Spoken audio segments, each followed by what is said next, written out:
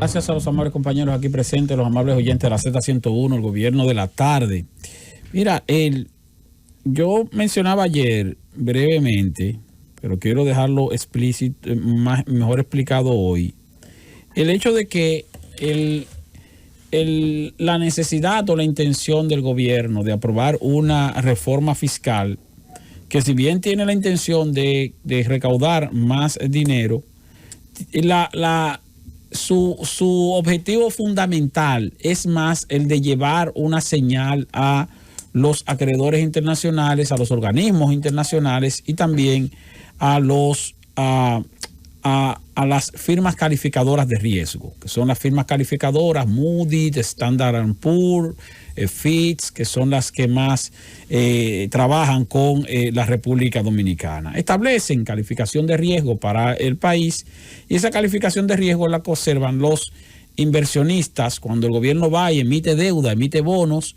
Las personas que compran esos bonos, que serían nuestros acreedores, lo que hacen es que se fijan en cuál es la calificación de riesgo que tiene el país. Si la calificación de riesgo que tiene el país es favorable, o sea que es un país seguro, que puede pagar seguro sin dificultad, entonces la emisión de la deuda puede conseguir capital con tasas de interés más bajas.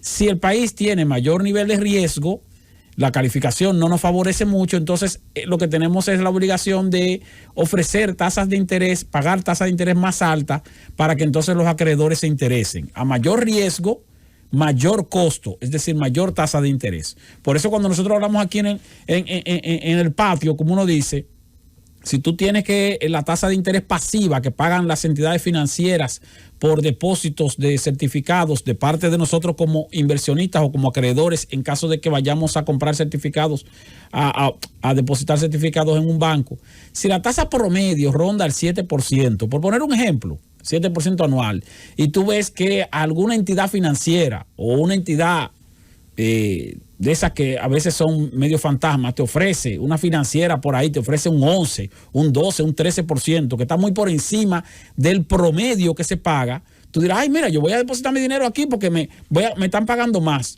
Pero si te están pagando más es porque ahí hay más riesgo de que tú pierdas tu dinero. Entonces hay que llevarse más de lo que te marca el promedio del mercado. En este caso no es el promedio del mercado, sino la condición en que esté el país, de acuerdo con la calificación de riesgo, para poder garantizar que puede pagar sin dificultad a sus acreedores las deudas que tenga. Nosotros tenemos actualmente una calificación que promedia al BB-.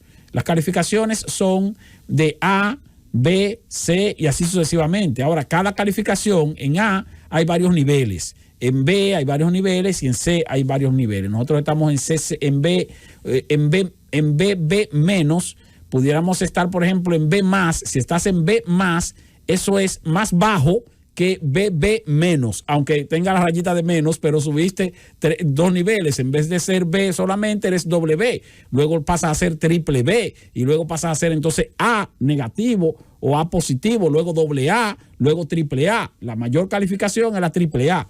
Nosotros nunca hemos estado ahí ni remotamente, pero estamos en B. Ahora estamos en el nivel más bajo o cercano al nivel más bajo de la categoría B. Lo digo así de manera sencilla. Hay diferentes categorías de acuerdo con la firma calificadora, pero para que la gente más o menos entienda. Ahora bien, cuando digo esto, lo digo porque se tiene la ilusión de que la reforma fiscal va a contribuir con que se va a parar el endeudamiento. No se va a parar el endeudamiento público. Con que se va a desacelerar un poco el endeudamiento, eso puede ser. O sea, tal vez nos endeudemos un poquito menos. Porque si el gobierno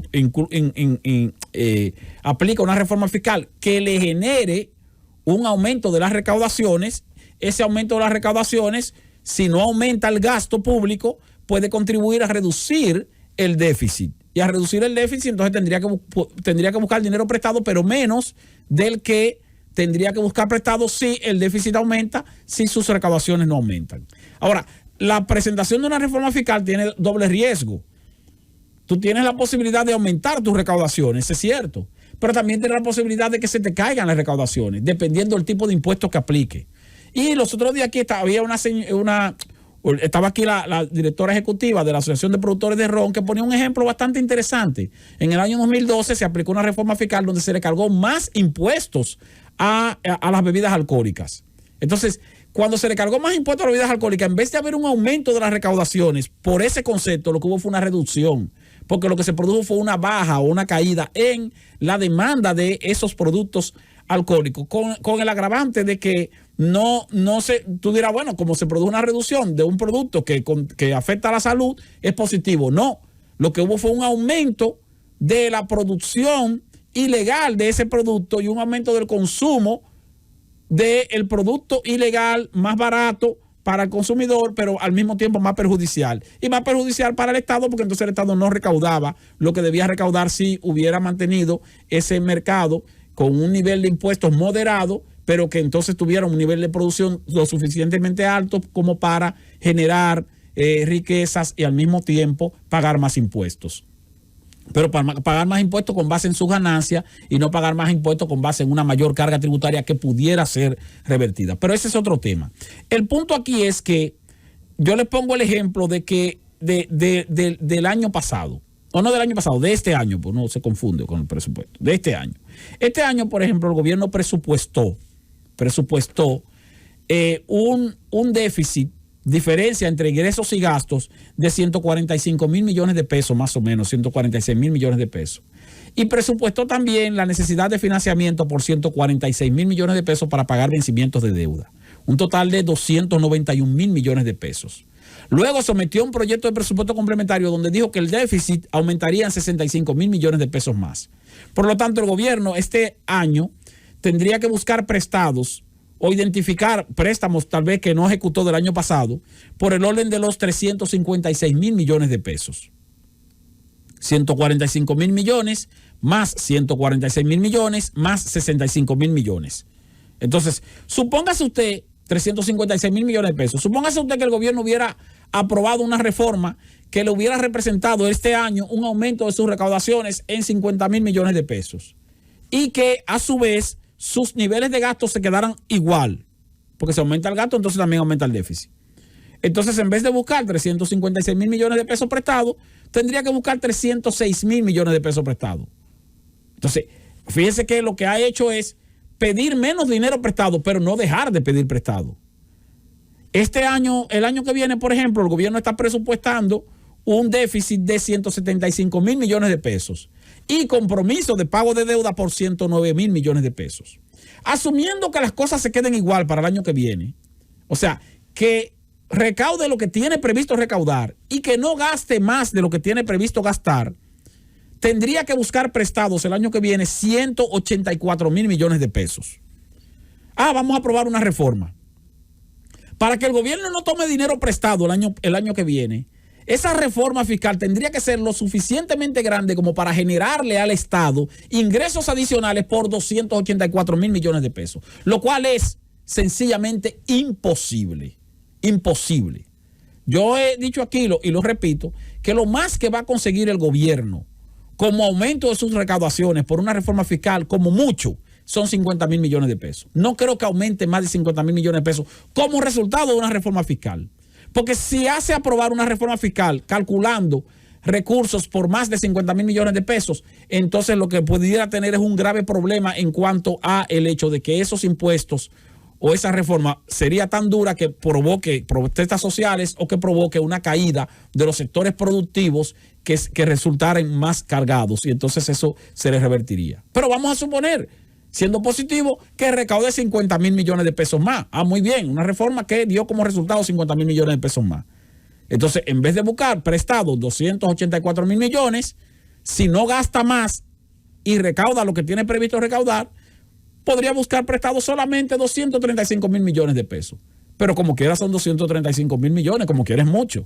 O sea, la ventaja es que con una reforma fiscal, posiblemente esa deuda que va a contraer el año que viene, la consiga con tasas de interés más bajas, porque estaría llevando una señal en el ámbito internacional de que ha aplicado una reforma en su aparato tributario que le va a garantizar mayores ingresos y le va a garantizar entonces a los tenedores de deuda mayor seguridad de pago de los compromisos contraídos. Entonces, bueno, como tú tienes más seguridad de pago, entonces tú me vas a vender unos bonos a una tasa de interés más baja. Bueno, entonces eso es un ahorro para el Estado.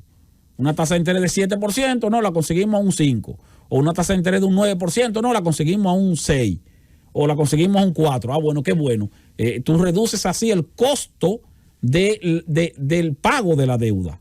No la deuda en sí mismo. Y cuando yo hablo de, siendo conservador, de una reforma fiscal que implique ingresos por 50 mil millones de pesos, yo se lo digo por lo siguiente. Miren, la reforma que introdujo el presidente Danilo Medina en 2012 tenía como estimación, una recaudación adicional de 50 mil millones de pesos. Y luego de aprobada la reforma, se cayeron las recaudaciones en algunos puntos donde se le aplicaron impuestos, ejemplo, ron, y aparte de eso, hubo puntos de esa misma reforma ya aprobada que él no aplicó, que tuvo que darle para atrás, como el asunto del 1% sobre el valor de los vehículos para las placas, entre otros gravámenes.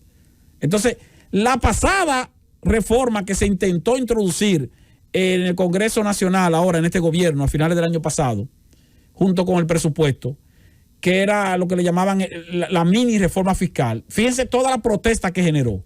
¿Y ustedes saben cuánto estimaba el gobierno que iba a recaudar con esa mini reforma fiscal? 24 mil millones de pesos. Y miren lo que provocó de protesta y de queja de la gente, aún sin aplicarse.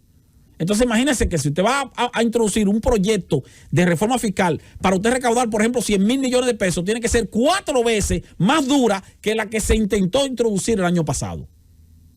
Y eso sería prácticamente inaplicable.